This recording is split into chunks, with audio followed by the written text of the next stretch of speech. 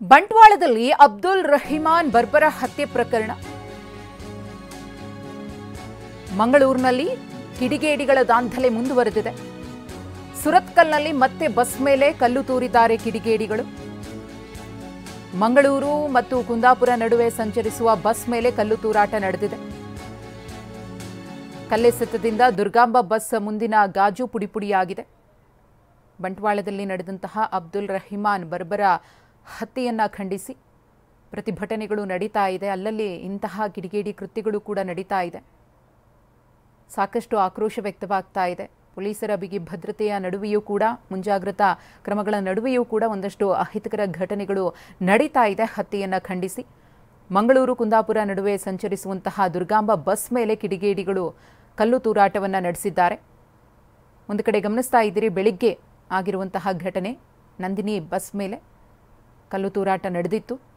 ಇದೀಗ ಮತ್ತೊಂದು bus, Durgamba bus ಮೇಲೂ ಕೂಡ ಕಿಡಿಗೇಡಿಗಳು ಕಲ್ಲು ತೂರಾಟವನ್ನು ನಡೆಸಿದ್ದಾರೆ.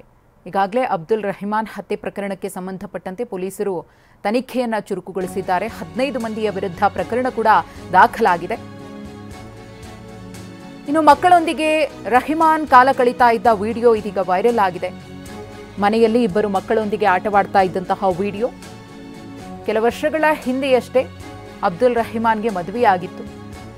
ಇಬ್ಬರು ಪುಟ್ಟ ಪುಟ್ಟ ಮಕ್ಕಳು, ಅಪ್ಪನಿಲ್ಲದೆ ಇಬ್ಬರು ಪುಟ್ಟ ಮಕ್ಕಳು ಕಂಗಾಲಾಗಿದ್ದಾರೆ. ಹೆಣ್ಮಕ್ಳು ಇಬ್ರು ಕೂಡ.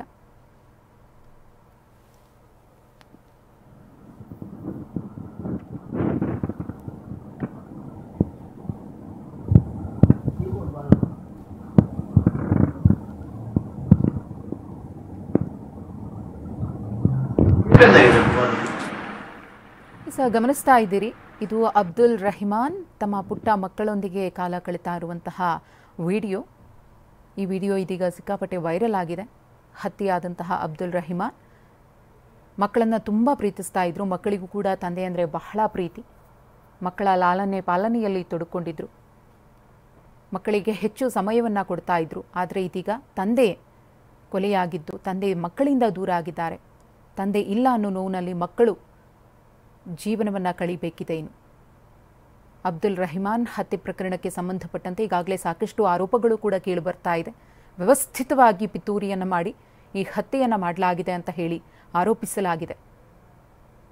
ಈ ರೀತಿಯಾಗಿ ಒಬ್ಬ ವ್ಯಕ್ತಿಯನ್ನು ಹತ್ಯೆ ಮಾಡೋದು ಎಷ್ಟರ ಮಟ್ಟಿಗೆ ಸರಿ ಅನ್ನೋ ಆಕ್ರೋಶ ಕೂಡ ವ್ಯಕ್ತವಾಗಿದೆ.